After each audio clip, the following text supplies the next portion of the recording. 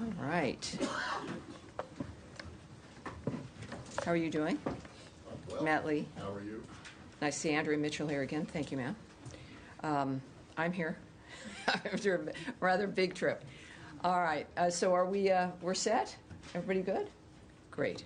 So I'm going to start with a little bit of a statement here today. Welcome aboard, everyone. Nadia, nice to see you.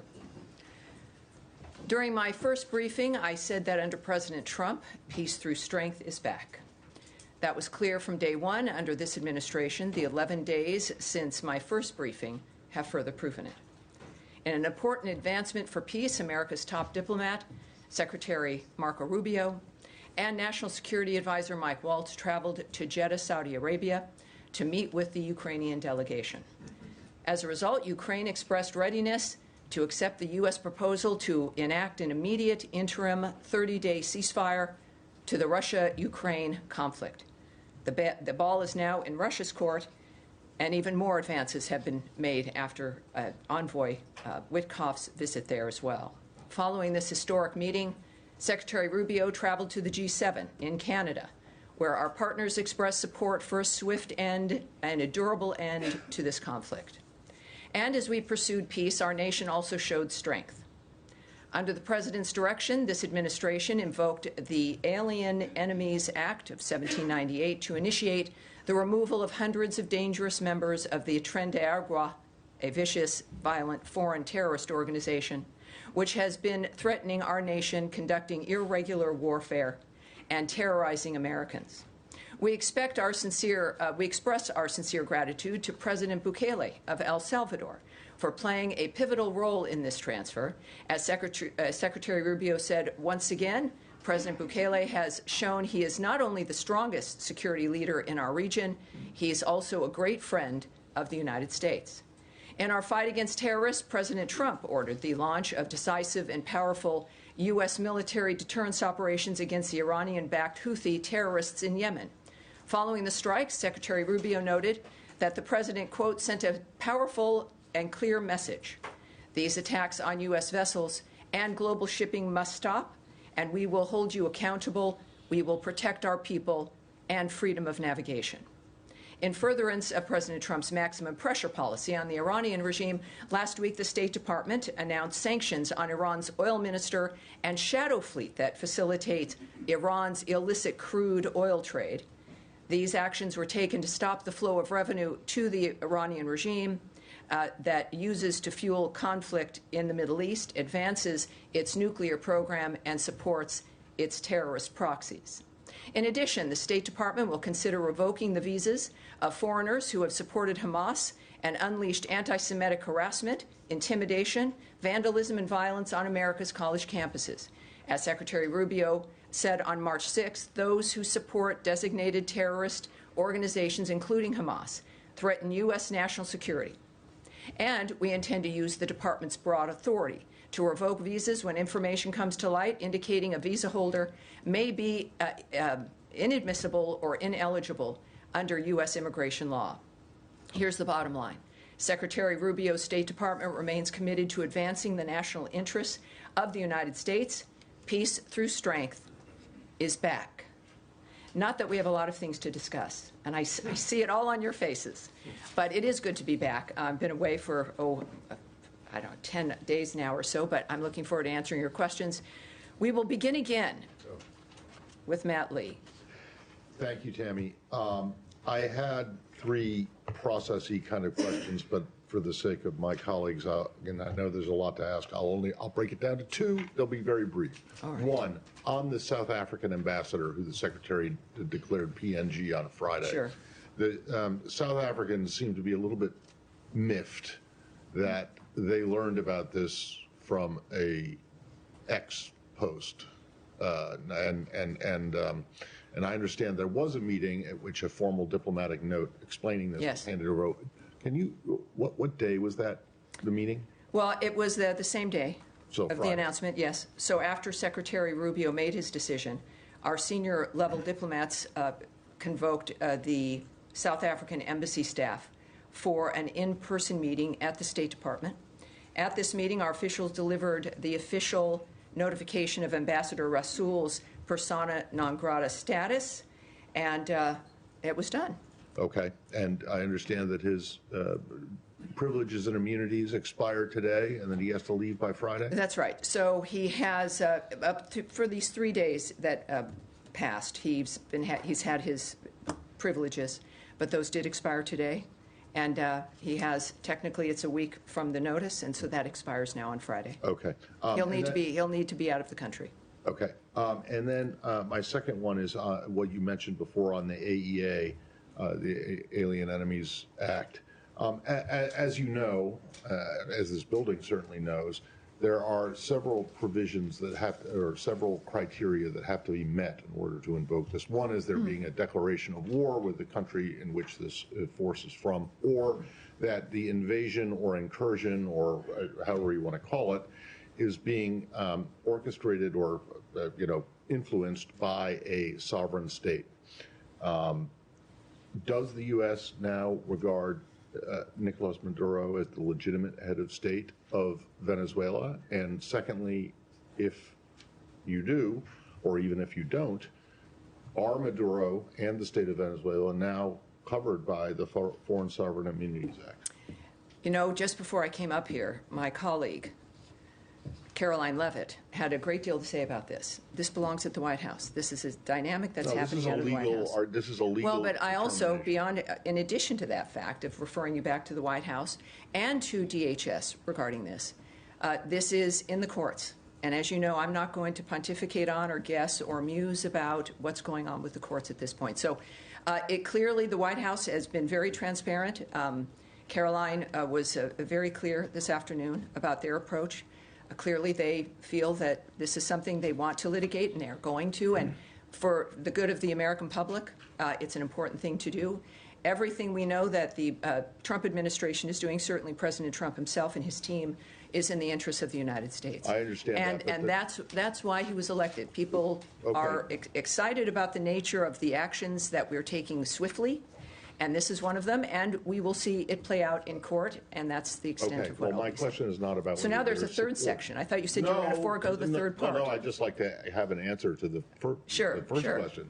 Does the U.S. consider Nicolas Maduro to be the I'm not going to discuss with you again a national issue that belongs both with the White House and the Secretary himself, so I'm not going to be able to remark on that. All right. Based on the same dynamic here, I guess, for the Americas, the situation, Andrea Mitchell, please. This is related to the immigration issue and peace through strength. Sure. Does Secretary Rubio believe that if Afghanistan is among the countries that are there on a list, a draft list to be banned, that legitimate SIVs who were approved by the State Department during the fall of Afghanistan's withdrawal should be a carve-out, and that these people who help the State Department, the CIA, the DOD, can come and have refugee status? I do have a follow-up. Well, first of all, there is no list. What people are looking at over these last several days is not a list that exists here that is being acted on.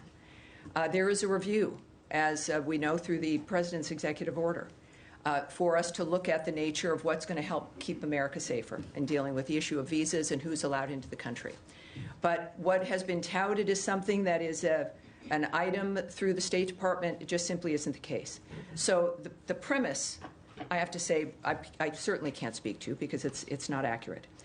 When it comes to the nature of Afghanistan and those who've helped us, the arrangements we've made already in the past, getting as many people from that conflict here, certainly those who have assisted us and worked with us, that's been a policy and a dynamic that we've worked on from certainly even the previous administration, working to try to get that happening. So that's not something that is certainly I can talk about regarding something that doesn't exist, but certainly when that review is done, we'll have something that we can discuss. Okay, then let me ask you also about your view, the Secretary's view, about the legality of a foreign country holding an American citizen from Iowa who has not been charged with any crime and holding his passport and not permitting him to return home in the case of what's happening in Punta Cana and the Dominican Republic, where this young man and his family and his lawyers say that he has not been permitted to leave the Dominican Republic, that he has been a cooperating witness, he's not charged with any crime. Does the State Department have any view about the rights of that U.S. citizen? Well, I think what's appropriate here is for me to this is unfortunately the nature of the State Department and what we do. When it comes to diplomatic efforts, whether they exist or not, the nature of legal frameworks for individuals, the privacy issues involved, that's not something I can get into any detail about. Well, he has spoken publicly, and his family have. Does he have consular access? Well, that's his. I think all of us have a right to speak and to be known, but we have a standard and a protocol here that we won't discuss a private situation, a private case. Certainly, when it comes to diplomacy, diplomatic relationships between one country and another, I'm not going to go into those details. All right, Sean. Thanks. Can I go back to South Africa, the ambassador? Sure. The secretary, of course, had his ex posted on Friday. Can you explain a little bit the reasons? It's quite an extraordinary step. I was looking back, I mean, if I'm not mistaken, even in the height of tensions with Russia, there was no expulsion of the ambassador and no PNG there. What is it? I mean, essentially this was remarks that the ambassador made at a think tank or at a conference that were critical.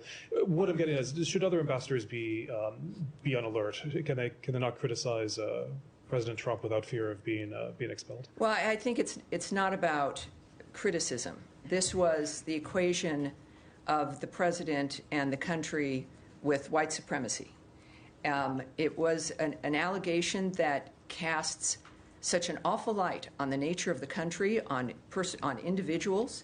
It is. I mean, if we don't have a standard about the nature of someone who is in this country, who is supposed to be a diplomat to help facilitate the relationship between two countries, and that this is the standard of it, you know, we deserve better. We've had a decent level of diplomacy with South Africa. There are some challenges, but you want people in each embassy who can actually facilitate a relationship. And these remarks were unacceptable to the United States, not just to the president, but to every American. They were pretty much obscene when it came to the nature of what was alleged. So that is, I think, at the very least, what we should expect is a standard of some respect, basic, low-level respect, if you're in a position that is going to help facilitate any kind of diplomatic relationship with another country.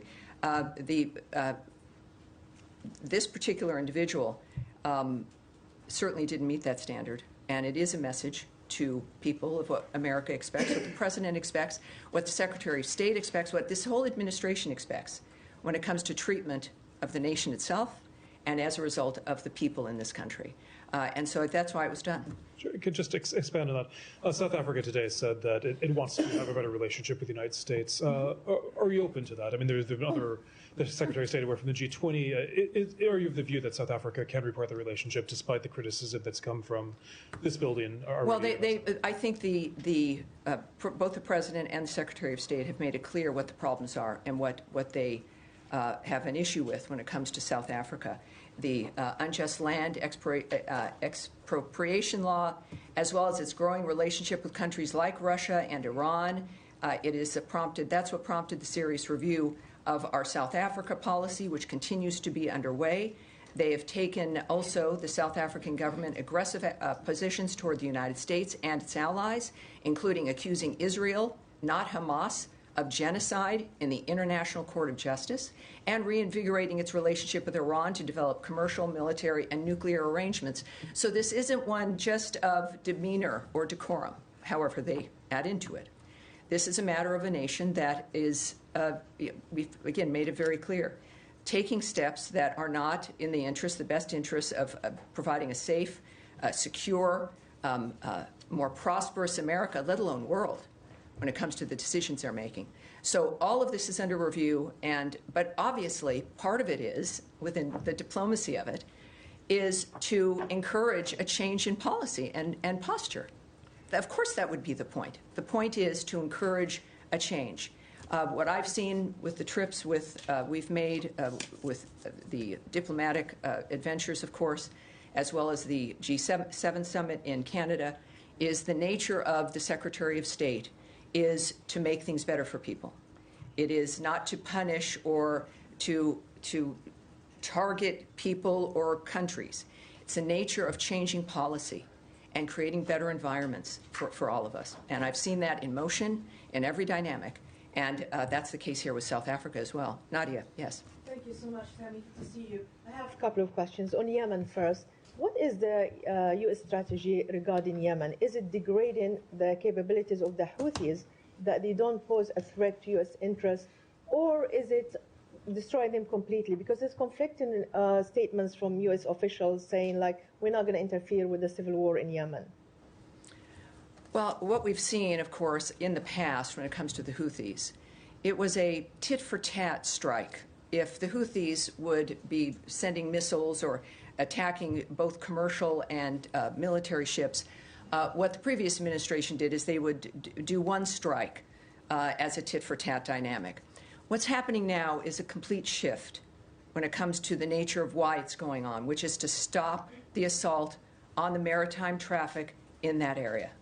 And up to this point, there's about 174 attacks on American naval ships, which is an extraordinary number of attacks. And this isn't a situation that should be managed. It has to stop. So the message to the Houthis is, if this will end when you end the attack on both commercial and military ships in that region. So it's a maritime issue, and it's meant to completely change the posture of the Houthis, and of course, in a conjunction in that dynamic with Iran, that the days of pinprick responses where we allow that to occur is over. That's I think, a pretty clear statement from the administration as a whole as well. So on the visa thing, just The visa, quickly, sure.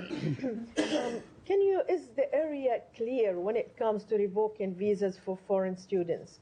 Are you revoking visas for students who clearly support Hamas and shows literature that's supporting Hamas, or is it also include students who support Palestine or the freedom of the Palestinians, or showing sympathy with civilians in Gaza? Is that area very clear?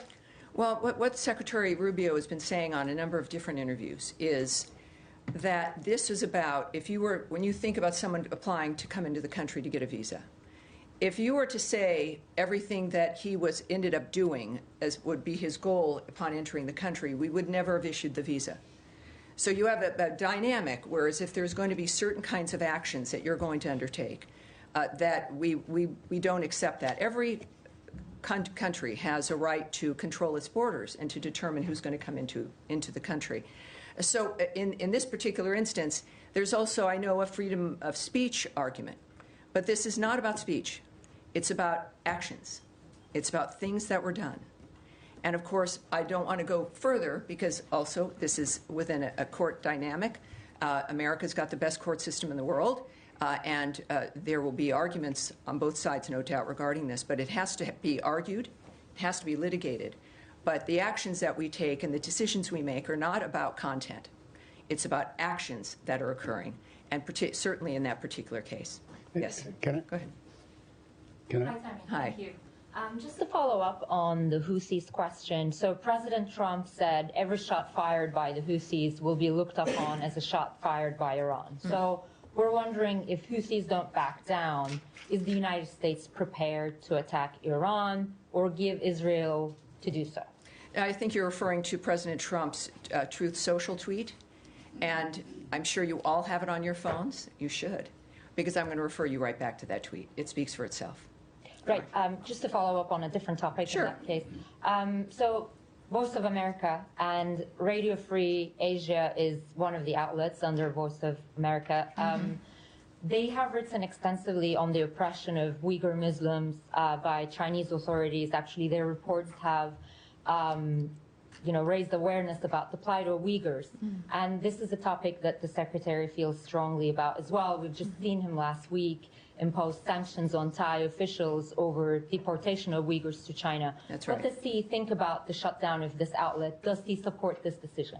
Well, and what you're referring to, I think, is the VOA and some other outlets Correct. involved with the current, some budgetary changes and actions that have been taken. What I can tell you, like with all the aspects that are happening in this shift, is that it's a fluid situation. And I look forward to watching it unfold as you do. I know you're all reporters, and some reporters here in the bullpen have been affected. But the fact of the matter is, this is serious business. It's the business of government using taxpayer dollars. So the same standard applies here. And of course, it's just happened. Carrie Lake, as essentially the envoy within this framework, is someone that Americans know and trust, and I look forward to seeing how this unfolds. But right now, it's new, it's a fluid situation, and we'll have more for you as it unfolds. When you say fluid, right. could Yes, it go be ahead. overturned, Yeah. you mean? Go ahead. Can I just follow up on Yemen and your assessment of civilian casualties? Because you'll know there have been reports of several. What's your assessment on that? On civilian casualties?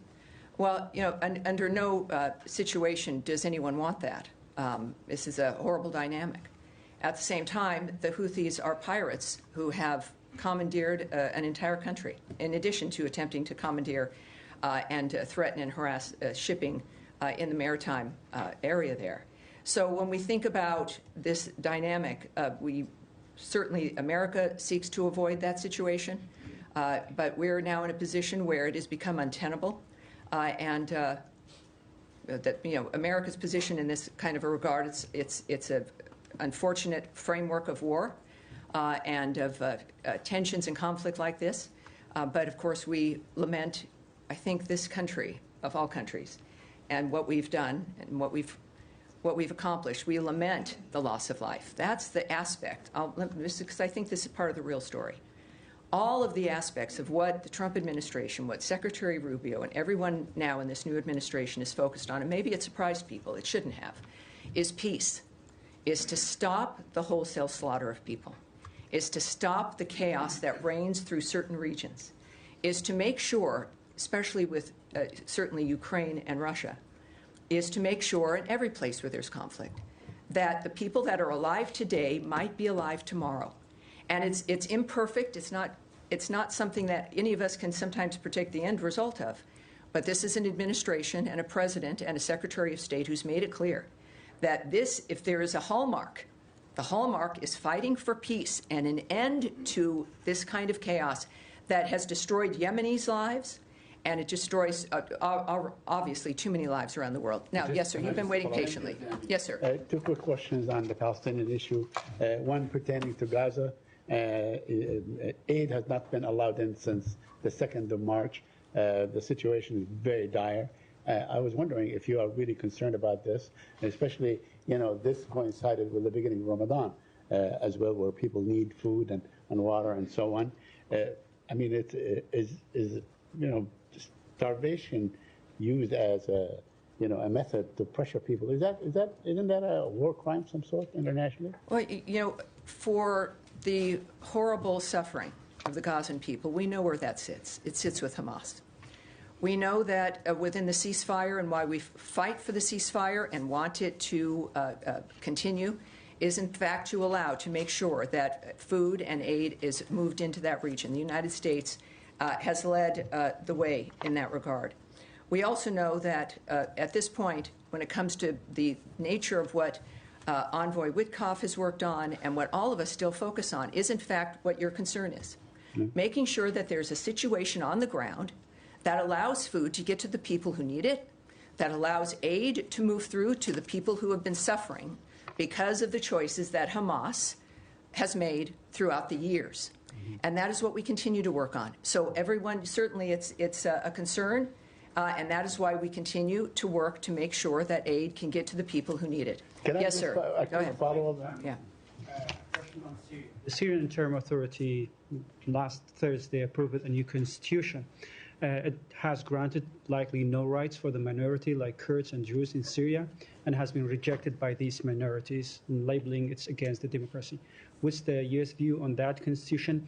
And does anyone in this department connected with the new Syrian interim authority? Do you have any engagement with them? You know, again, when it comes to diplomatic engagements, situations as fluid and as situational like that one, that's not something I'm going to be able to answer. But I'll see what we can do when it comes to the specifics of what you've asked for. What about the? Yes. Right. I have another question on Iraq. All right. Yeah. This administration, including Secretary Rubio himself, has called the Iraqi government to resume the Iraqi Kurdistan oil export and solve the U.S. oil companies' issue that are working in Iraq. But this hasn't happened. What's the U.S. view on that? Are you urging the Iraqi government to resume the oil export? Again, I'm not, at this press briefing, I'm not going to go into international negotiations or diplomatic negotiations or thoughts that might be held by the Secretary of State. But we'll see when it comes to actions on that. It'll be, I think, abundantly clear. Yes, ma'am. Syria. Thank you, Tammy. So Syria's new government, along with regional countries such as Turkey, Jordan, Qatar, and others, have been calling on the U.S. to lift the sanctions that was put in place during the Assad regime, and many view these sanctions as a significant barrier to stabilizing and rebuilding the country. Is the administration considering removing or maybe easing these sanctions? Well, again, when we think about the administration, I think of President Trump and their posture and point of view regarding Syria, and the fact that when it comes to the State Department and the Secretary, these are things that would be negotiations that would have to be contemplated, and I'm not going to do that right here from this podium. Yes, sir. Thanks so much, Tammy. I appreciate you taking the question. Over the weekend... Depends on what the question is, but go for it. Over the weekend, the U.S. deported a Lebanese citizen who was a doctor at Brown University. I was wondering if you might be able to elaborate why. That, I would say, when it comes to that kind of action on everything we might discuss, that's the Department of Homeland Security. So that would be them. And on violence, escalating violence in the West Bank, I guess, are there any concerns among at the State Department over what we're seeing in terms of Israeli actions in the north, in Jenin, in Tulkarm? Well, the United States' position, certainly the State Department, is that we stand steadfastly with Israel. Israel has seen certain security concerns that they have, and they're taking actions regarding those security concerns. And we stand with those decisions and what the Israelis choose to do in that framework. Yes, sir. Thank you.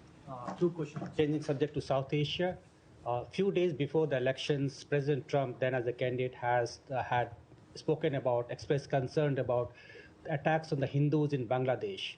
Now that Secretary has been here for about 60 days, what is his assessment about the situation of Hindus in Bangladesh and what steps he is taking to address President Trump? Secretary Rubio. Well, again, you're talking about President Trump in certain aspects about how the nation and how his administration views the nature of what's happening in another country. And Secretary Rubio, of course, follows through with his vision and the nature of the choices that are made in that regard. But when it comes to, again, negotiations, diplomatic considerations, and the conversations that those involve and what might happen, I don't want to presume here what the outcome will be. You don't want me to either. I think that the best thing to do would be to... Question? I'm sorry? Can I reframe the question? Well, because I'm not. What I'm not going to answer is diplomatic considerations from government to government or attitudes and approaches when it comes to what's happening in a certain country that belong within a diplomatic kind of conversation that clearly I can't speak on, or would I hypothesize about what might happen. So yes, yes, ma'am. Go ahead. I have one more question. Thank you, Tammy. Just to follow up quickly on what Hamara was saying about USAGM, Radio Free Asia, and other news broadcasters, because I think you're going to get a lot of questions about this. Oh, I expect it. I just got back into the country over the weekend. I thought, well, this will be discussed. As you mentioned, it's affected colleagues we know in the bullpen. Yes. Can you just clarify when you say that you're watching this unfold? Do you know if this is something that could be reversed? in terms of what they're doing with U.S. You want me to speculate. No, and I I'm know just- you know I can't. And I know I come from a background where that's mostly what I did for a very long time. That I can't do here. Okay, so my next question is about something different. The State Department, according to some reporting by the New Republic, terminated a contract to the Yale School of Public Health's Humanitarian Research Lab. They were tracking evidence of Ukrainian children that have been abducted by Russia since Russia's invasion of Ukraine. Some of that evidence was about to be, from their work, it was about to be transferred to European law enforcement officials. Can you comment at all on whether it is true that this grant was terminated, and whether you have any other comment on that? Well, I can't confirm that, but obviously I'll take it back and I'll get back to you so we can get some details in that regard. Yes, yes, sir. So much. I also have a question on Russia, Ukraine, but before that, let me follow up on Radio Free Europe quickly from different angle. This administration last month secured one of the reporters jailed in Belarus, was working for Radio Free Europe, and I want to give you credit for that. Now, given how strongly you feel about the cases, can you assure us that you will continue securing the release of Radio Free Europe reporters, one of them in Azerbaijan and other countries, even if you end up defunding them? Well, that's not something I can answer here, again, when it comes to the nature of the choices that will be made. But what I can tell you is that this is a country that has led the way from the very start of radio, of making sure that voices are heard everywhere. That this is something this country can be proud of. And it sits within the framework of what matters to us. At the same time, this nation has to look, and I don't think it's anything to be ashamed of, look to the nature of how America is going to be able to remain strong and safe and secure and more prosperous so that we can continue to move through with foreign aid, with facilitating voices that normally other parts of the world would not hear. It is a part of democracy. And of course, you want every nation to have that kind of commitment as well when it comes to who's able to be heard. So that's a commitment that stands. It is the heart of this nation. And certainly that's not going to be ending. The framework of certain things might change, or how we facilitate them, but certainly not that commitment. And I think we've done a good job of that, and we should all be proud of it as well. My second question, Tammy, on Russia-Ukraine, I was going, actually, that was my original question. Well, I've clearly lost the bucket of issues here as we've gone from a few things back. But go ahead. Comment on reports that the United States pulled back from international group investigating Russian crimes. What is the strategy there, and what message are you sending to Russia, who continues actually committing crimes as we speak? Yeah. Look, this is we're going to be looking into a number of different things. That's anecdotal. The nature, I'm not familiar with the nature of what happened, so I'm not going to be able to speak to that. Yes, right down the middle here. Yes, sir. Thank you so much. I think, the gentleman in front of you, sir. Go ahead. Thank you, Tammy. Daniele Compatangelo for LA7, Italian TV and primetime media. So we both were at the G7 the last week. Yes, we were. And the focus was Ukraine. So today in Europe there was European Council. They met the foreign minister and they discussed about Ukraine and the European Union proposals. So it seems like there are Europe is very divided right now. Like Italy, Spain, Ukraine, Hungary and Slovakia are more aligned to Trump proposal. It's not proposal, but like plan. And the other ones, more lefties, are like want to keep giving military aids to Ukraine. So, what do you, as a State Department, how do you guys will interact with the European right now? Are we going to go for the Trump plans or the European ones? I think we're going to go with the Marco Rubio approach, which is to talk to everybody, which is to put out the new ideas, which is to argue for them on the merits of those ideas. That's what happened at the G7. What happened at the G7 was a collection of people who have very different points of view, some big disagreements, but a direct, specific decision mentioned by the Canadian Foreign Minister Joly that we're going to focus on what we do have in common, what we can get done together, and really the importance of the gathering itself and what we can do together. There's a lot of people, I think, that would prefer us to be distracted by the disagreements. But what I've seen Secretary Rubio accomplish is remarkable, and in different environments. Environments where there's negotiations between countries attempting to stop war. A ministers' meeting where they're all aligned in some fashion or another and want to work together but have disagreements. I can say this, fortunately, having been there, is that it's been his voice, and I'm proud as an American that it happens to be the American Secretary of State. It's his voice that has brought conversations together, that has brought groups of people together. And we know this is why you need a State Department and why you need diplomats, because everybody's going to have different ideas. Everybody's going to think there's a better way, and we all have investments in the nature of the outcome. America is the strongest country in the world for a reason. All the combination of things we do, but mostly because we are a nation of merit and arguments and speech and the ability for people to be heard and for all of us to have an open mind. That is what Marco Rubio brings to this debate, especially in Europe where there are disagreements. We will, and he expects to, win people over based on the merits of the arguments that we continue to make every day. And I'm going to leave it there, everyone. I'll see you Wednesday and Friday this week if you didn't get enough. There'll be more to talk about. Thank you, everyone. I appreciate it. Have a great day.